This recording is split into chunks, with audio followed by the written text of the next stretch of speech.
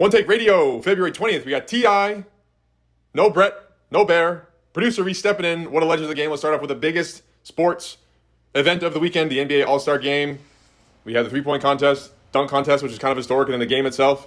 Tavis, I don't know where you want to start, but to me, what really jumped out was that performance by Jason Tatum. And tell me what you think. Yeah, I mean, he was a real winner of, the All-Star weekend. I think it's cool that, LeBron and him were trading off, at least in the first half before. Unfortunately, LeBron was ruled out with a pinky injury. I don't know if that was a LeBron James decision or if he's actually hurt. I don't know if he's playing tonight against the Warriors. I should probably check when the game starts in an hour. But, I'm concerned about the pinky because he did say at some point this weekend that these next 23 games are like the most important of his career. And he put the biggest of his career. I did hear that. Missing the playoffs twice is in his DNA. In true fashion, right? Like passing of the baton because, again, Tatum so far has been underwhelming in the playoffs. So not exactly like LeBron. LeBron usually performs very well when he loses because he likes the attention. He likes having the show on him. But, yeah, good for Jason Tatum. Again, I was a little disappointed that LeBron, unfortunately, was able to return with potentially a devastating pinky injury. He went to go block a shot. He jammed it. What else? Mac McClung, yeah. Dude, Mac McClung, he was on Warriors. He had a stint, and he got cut. Now he's on Philly, I think he was on the Santa Cruz Warriors. Didn't they send him down to Santa Cruz? Yeah. And now he's on Philly, I guess. Is he on the actual roster? I don't know. He was really good. I'm pretty sure he got called up this week, but I mean, that guy has some of the most legendary highlight tapes in the history of YouTube. Did you ever watch him at Georgetown? I don't know if we could clip in any of his Georgetown clips. Dude, wow. You'd bet Georgetown fucking stinks. Their programs. Georgetown was terrible. They're still terrible. Yeah, then he moved to Texas Tech. He moved to Texas Tech for a year. Yeah, he was a little bit better. I mean, he was on a better team and a better system, but at Georgetown specifically, you'd bet on Georgetown to cover, and McClung would just be fucking jamming late in the game. If possible, if we could clip in just one of him bringing it down, because he does bring it down. Good dunk contest. The last thing I'll say is the real winner of the weekend, if I'm not mistaken, DK Metcalf, Seattle Seahawks wide receiver. He was asked to take a drug test after he impressed and took the MVP award in the NBA All-Star Celebrity Game. So that was that viral clip of him was clearly fake. Right? I mean, now he has to take a drug test. So I don't know.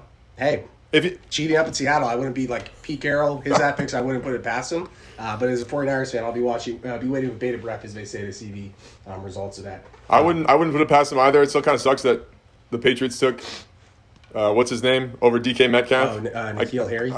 I can't even remember his damn name now. It's so far out of my head. N'Keal Harry definitely sucks. I think that name should be banished from. The name should be banished from all NFL record books. Producer Reese, what do you got on NBA All-Star Weekend? I know you watched it a lot up in Lake Tahoe. I heard you were schmoozing and boozing up north. Oh yeah, in regards to the NBA All-Star, the three-point contest, very very entertaining to watch. Tavis was just talking about LeBron's fatal or really bad pinky injury. It sounds like a very LeBron thing to do. If you know what I mean. I mean, it could be, all a lie. He tends to, lie a lot. I mean, there's a couple clips we could throw in there, which will prove my point.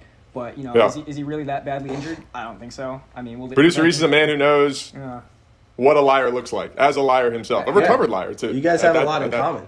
Have a lot in common. What are some of the things that you see in LeBron that are common in yourself as far as being a liar? As far as being a liar, it's just continuing to talk about topics that you don't really know about. I mean, so what you're doing right now? That's like Producer Reese knows lying. He knows lying. He knows lying better than most. Maybe I could just throw in the clip of him talking about the Malcolm X book. That'd be funny. I mean, it's a very, very similar situation here. I'm not really talking about something that I know a lot about, but I'm still going on about it. Still bringing the heat. Bringing the heat. Yeah, Tatum was the All-Star game's kind of dumb, right? I mean, it's just when they're going 1-1 back and forth. It would be it's fucking stupid, if we're being honest. I mean, it's like... Kind of dumb. All right, Producer Reese. It's kind of cool when he's going back and forth 1-on-1 with what's his name, Jaylen Brown, but they're not even trying in that 1-on-1 phase. They're do enough to make each other look like they're trying, then they're really not going hard at each other. That's why they only shoot jump shots. If they're really trying, they go at each other. Damian Lillard won the three-point contest. Three-point contest is awesome. Damian Lillard, he's supposed to be one of the great. He's on the All-NBA top 75 team. If you've never really played in a meaningful game, I don't see how you can be in there, right? I mean, he's a great player, great individual player. Conference finals. I don't think he's made it to a conference finals. So that might be a fact check, Producer. What year? Conference finals? I think he's only made a semifinals. No. We beat them. Here, I'll look it up right now. But sorry. I think Tavis is right. Yeah, he might be right, but I don't think they ever made a conference finals up in Portland. I mean, great player. 2019. They were the conference finals. Mm-hmm.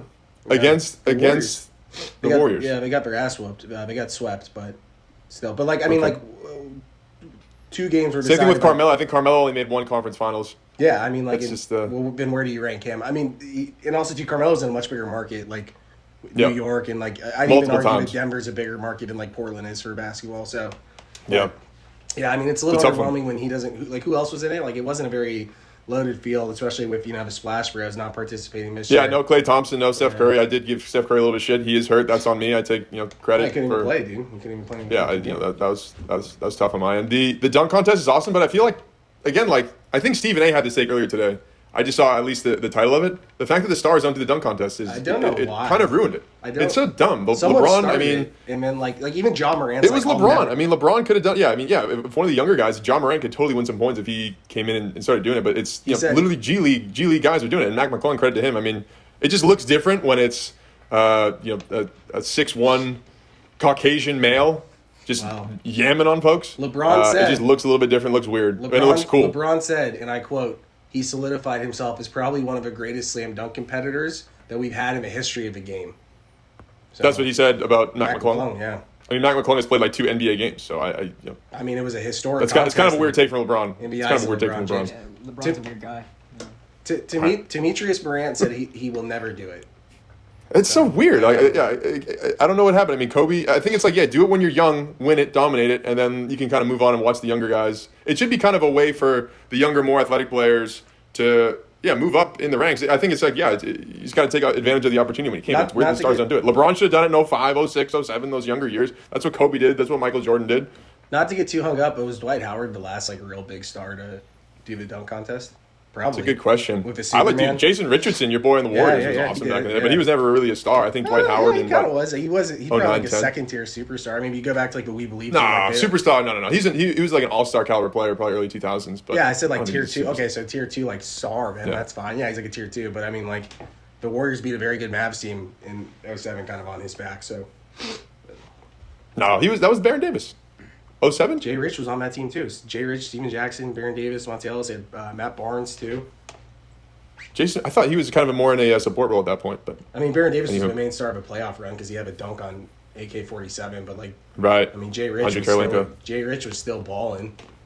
Okay, all right. Learning more about San Francisco here. All right, let's move it on to probably the most relevant team in all professional sports, the New England Patriots. Matthew Slater, maybe the oldest tenured player in the NFL right now. I think he's in his 16th season, coming back to the New England Patriots. I have thoughts on that. T.I., what do you got on someone who's supposed to be a future Hall of Famer? Again, I guess this is a big legacy show because I think he's a great team guy on the Patriots, a team that I've loved for a long time. But it's like, future Hall of Famer for a special team guy? A guy that you can't really remember like any of his like big plays? I don't know, T.I., what do you got on our boy Slater coming back? I mean, he's not your boy. He's 37 years old. It's just sad. Like, the headlines keep getting less and less Patriots-esque. This is something that like the Chargers maybe get excited about. It's odd, like, again, there was a guy on the call. I won't say who. He's always told me, like, greatest franchise. But he's living in yesterday's headlines, to quote my dead wrestling coach from college. You're only as good as your last match or your last game, which in this case, I think, did they lose the last game of the season? Regardless, they didn't make the playoffs. So, yeah, I mean, I guess you guys should be excited about him returning because there's not much else to be excited about. But Belichick's just got his boys club, and, you guys got shitty assistant coaches. You got a shitty quarterback. He's in the gym doing like. Mac Jones is in the gym. He is in the gym doing that thing. Yeah. You see him? He's doing this thing. T.I. Bang. Yeah. Getting those hips open. Bang. He should be working. Maybe he should wear ankle weights. Let's torn ACL there. He should wear ankle weights in the offseason to help his lower body because that obviously is a real weak spot for him still. I'm happy. I mean, maybe they'll do a giveaway for Slater. I think that'd be really cool. And the second most relevant Mac on this call, producer Reese, what do you got on Slater coming back to the Patriots? Yeah, I don't know. Matt Slater, I don't know, 37 years old, seems a little bit old for playing professional football. Credit to him for playing that long. I mean, it's to stay relevant for that long in any industry is good. Yeah. Never mind the National Football League. But, I've known people who also, almost 30 who, think they can make a professional comeback. So, anything's possible. But also, I'm a big fan of the Patriots. I'm a big fan of Bill Belichick. That's all I got to put out there. So, that concludes my point on Matt Slater returning back to the Patriots. So, yeah. Very good. That was electric. The great thing about the great legacy of Matthew Slater, again, he's still playing, so it's weird to talk about his legacy. But bringing back the post-game chant to the Patriots, that is the big difference between them winning Super Bowls and losing Super Bowls. Because when Brewski was doing it in the early 2000s, they do that. How do you feel about a playoff victory? Oh, yeah. That's when they were winning. And then between like 2009 when he retired, and I think they probably brought it back like 13, 14, maybe a little bit earlier, maybe like 2012. No, it's probably 13 because I remember Brady used to break it down. It's kind of weird. So Matt Slater bringing that back, that's outstanding. That's outstanding. Yeah, but you guys aren't going to make... Yeah, you were right, Dan. He got traded for Brendan Wright. So just he missed it. I was off there by 1 year. But anyway, I mean, yeah, you guys got to make the playoffs. Hate to see Dan knowing more about Warriors basketball than Tabs. You just hate to see that. That's a little bit painful. Yeah, I mean... How do you feel about a playoff victory? What? Outstanding. I said, how do we feel about a playoff victory? The greatest chant in the history of post-game chants. How do we feel about a Sunday night victory in Foxborough? Yeah, but Dan, so like you're talking about like 10 years ago now at this point, or fuck, maybe even longer. It's like, dude, like it's over. I don't know what to tell you. And like, you know what's sad about too is that you guys will never turn on Bill. He could literally go like 4-12 for the rest of his career. And like, I won't. I'm a loyalist. Yeah, I'm a loyalist 100%. 100%. You guys are just so, I don't know what's in the water. I respect that. I respect that. I respect Dan's appreciation for Bill Belichick all the way through. So, you know. Yeah, I have a book over there called Football Scouting Methods, Tavis. It's required reading for new members of OneTakeMedia.com. Once we sign Tavis full time and take over producer Reese's salary, then I'll get you a copy. But Football Scouting Methods, Steve Belichick, one of the great books ever written. Let's move it forward. Tiger back at it. Speaking of really old people, Tiger back at it. The dude still moves the needle. Unbelievable. I didn't really watch that much of the tournament this weekend, but T.I., big golf guy. I don't know if you had anything on Tiger. I know he got in trouble for his little joke there, but he shot what? He shot 3 under the first day. He's like 3 over. He made the cut. Made the damn cut down at Riviera. He's never won there. He shot a 67 on Saturday. Did you know that? He was at 1 under? No. Did you ever know did you know, Jesus, but he's never won there. 13 tournaments there, he's never won once. At Riviera. Mm-hmm. That's surprising. Yeah. I did not know that. Yeah. I think he even said something after, like, he hasn't won there in, like, neither of you about, or, like, kind of joked it like that. But, yeah, he's never won there, over 13, which is, like, crazy. I've never played there. It's in L.A. And it just doesn't seem like too hard of a course. So it is kind of surprising that, like, 13 tries, he hasn't won there once. A little odd, but yeah, I mean, it's cool. Hey, he played really well the first few days. I love the tampon thing. I think it kind of goes, there's something bigger we could probably talk about, but like he had to actually apologize for that. I thought it was a funny joke. I think that's pretty mild. Surprised that he apologized. He seems like someone who wouldn't, like... I mean, he apologized for having an affair, which I still don't really understand. I don't think there's any need to apologize to anyone except your family and wife. Yeah. But that's probably something we could talk an hour about that. I don't really agree about everything. That was almost as destructive as the spine and the knee injuries was him. Probably more destructive, if we're being honest. Ever since that, Elens, however you pronounce her name, went into his windshield, 13, 14 years ago, it hasn't been the same. Yeah, so. I mean, that was the start. Right, of like the game going downhill. He lost focus. So it's cool to see him out there. I mean, like, let's be honest, though. I think he knows this too. Like, we talk about like parity in sports, and I think golf is a sport that, with some of these young guys like up and coming, the parity's like it's more equal than ever. There's no advantage, and like he's definitely over the hill there. So will he ever win again? I don't know. I think at this point it's just enjoy getting to watch him still hit some cool shots and get out there. I think he should just shut it down and only play in the majors he wants, like the Masters, and because that's where you have to really know the course, and he has an actual edge there. Maybe the British, I know that's a really important one to him, right? That was like, if I'm not mistaken, the first one he won. No, maybe not. Maybe it's Masters and then the British, but. I mean, I would just play both. Why the fuck are you playing in the Genesis Open trying to be like Max Homa and John Ram? You're just not gonna, dude. Those guys hit the ball too far. They're not sore after walking a golf course. You don't need a check. So I don't know, but cool to see as always. I don't have too much else on it. I like that last take. If producer Reese had his shit together, he would have given you a couple points there for just telling him to play the majors. I think that's. I mean, at this point, what else is he playing for? Besides, I don't know, maybe a few more tour victories. Producer Reese, what do you got on Tiger coming back, playing down in LA this weekend? I kind of agree with Tavis there. He's getting pretty old. Maybe he should just compete in tournaments like the Masters. But also, I know he was getting a lot of like negative PR years ago. So it's also good to see he's kind of bouncing back from that.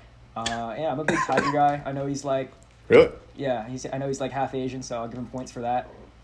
He's actually. I think he's a quarter Filipino. That's actually a good point. That's awesome, man. Yeah, I support. Or maybe he's half Filipino. Maybe his mom is full Filipino. I don't know. I always thought he was like Thai or something. I didn't actually know he was Filipino. Yeah. He's at least a quarter. Filipino. That's awesome. Got some points there, producers. Yeah, the Filipinos. You all stick together. It's pretty cool. Yeah. She's Thai, not Filipino. So. Oh, okay. Oh, really? Oh, Yeah. Was that One subtle racism for me, producer? And OneTake Radio facts. Not subtle racism. Facts come second to the the quality of the show. So way to let it rip, Dan. Kind of similar to the J. Rich blunder. I mean, that one was pretty bad, but yeah, Thai Filipina, it's okay. Pretty close. I mean. Yeah, we'll let that slide. I think we move the ball forward. Yeah, producer didn't even know either, so I think Are they even close to one another? I'd have to look on a map, but anyway, I digress. Thailand and the Philippines are relatively close, same region of the world. I think they're both considered like Southeast Asian. Southeast Asian, yeah. Yeah. Producer Reese, as a big Tiger guy, can you name any how many majors can you name? Yeah, how many majors can I name? Off the top of my head. There's four. There's four, right? Yeah. If you can get two, you'll get points for it. You win the show. Yeah. You named one of them already. Yeah, no. In regards to like the majors. We'll let you get back to that. Sodfather conspiracy. I like this one. Apparently, the guy who does the sod, he's like at the grass at the Super Bowl for however many years, for the last like 40, 50 years, is this 90-year-old guy who loves the Chiefs. And then people are saying that he did the grass this year is kind of weird and may have told the Chiefs beforehand that the grass was going to be weird, and that might have given them an advantage because the Eagles were more of an explosive team, especially with their pass rush, and their pass rushers were slipping all over the place. T.I., there's been a lot of talk about NFL conspiracies recently. I don't know if you got anything on the Sodfather, but that nickname is just outstanding. It is a great nickname. Interesting. I'd be curious the source if it said like he told the Chiefs, and I just don't understand like what advantage they would have. Maybe, I mean, I played football, Pop Warner, played my freshman year of high school, and you play on the same grass, and it's not like basketball where there's like wet spots. So I'm just confused like what the Chiefs could have possibly prepped for. So I don't know. But I'm glad this came out because the Eagles need something to explain the performance. And if I were an Eagles fan, I would take this one to the grave. I think the guy who's not here today would agree and probably would lean on this pretty heavily. I think it's a great crutch. Right. There's a big conspiracy. He loves a good conspiracy, that guy, too. Does. So. He does. The Sodfather, so is this like is this his first Super Bowl? Because like, has this happened in the other Chiefs Super Bowls that we know of? Like the Niners one, that was in Miami. Do they play on, is that grass or is that turf? I think it's grass, right? So, but that wasn't an issue in Miami. So this must be like his first Super Bowl, but I don't know how you have a nickname to Sodfather and you know, this is your first big fucking game. It sounds like you know your grass. So, right. I don't know. Is his name Roger Bessard? Is that him? No, it's this guy Soma here. No, George Toma. Sorry. George Toma. The Sodfather. Yeah. So even in the 2019 Super Bowl, in the past, Toma had trouble remaining neutral when it comes to the Chiefs, such as when they played San Francisco 49ers in Super Bowl 54 and the Tampa Bay Bucks in Super Bowl 55. He said, "Commissioner, I'm sticking up for the Chiefs today. Me and Lamar Hunt were so close." Toma were called to NPR in the 2019 season against the Niners. So hey, man, maybe it's a conspiracy against the Niners as well here, Tavis. You might have a new mortal enemy in this 95-year-old guy, George Toma. That's why Tyreek Hill cooked Richard Sherman, because of grass, I guess. Yeah, so I'm going to join Bear. He's retiring. This is his last Super Bowl. So I don't know if he won his team too, and he just rode off into the sunset. Some people can take notes of that. That's a good way to go out. It's actually not a bad way to go out. Producers, give us something on the Sodfather, and then we'll revisit our question and call it a day. Yeah, I'm a big conspiracy theorist guy. I like conspiracy. Producer Reese's conspiracy theory phase was actually pretty electric content. If we were doing content, a year ago, then that would have been a lot of fun to capture. He still might be in there. Still might be inside me. So as the conspiracy theorist side of me says that. Honestly, I just feel like the NFL should probably have a better vetting process in terms of who they hire for the groundsmen. Especially if they're biased towards one team or not, like the Chiefs. So they should do a better job. They just got to be better. And well stated. That's all I got. Dude, this guy's sorry. One last thing. He's been doing this since he was 12 years old. That's crazy. That's expertise, man. That's expertise. Yeah. Bro, he can. Dude, back in the day, in a what if you were his neighbor and he just you pissed him off? He'd fucking kill your lawn, bro. He's a Sodfather. He wouldn't even know. The dude just knows grass like nobody's business. He's just all about grass for the last 85 years. I mean, that's unbelievable. Sodfather, baby. The 1 point, So we'll call it there. Good work, boys. The producer Reese conspiracy phase. So producer Reese was the only person who was incredibly afraid of COVID, but then also was very vaccine hesitant. So there was an electric combination. Oh, that's awesome. I loved it. He was like, I'm like, COVID, I'm not really going around, just get the vaccine, you'll be fine. If that's how you feel, if you aren't afraid of it, then don't get the vaccine. And he wouldn't do either. So it was unbelievable. was classic, man. That was when we first started working together. That's why I put in the chat, Tavis. I was like, Reese from 2 years ago would have been like, very avoidant of you, Tavis. That's why I put that in the chat. Yeah, that's awesome, man. Yeah, I've never really cared. I kind of got, I guess I don't give a flu shot, so to be honest, if there wasn't this amount of social pressure, I probably wouldn't have gotten the COVID vaccine, but. Yeah. The flu shot's a scam for sure. Oh, dude, I gave a flu worse than ever when I gave a flu shot. I did give a flu this year, though, which sucked. That sucked, so. Yeah. Whatever. Now I got cocoa, so.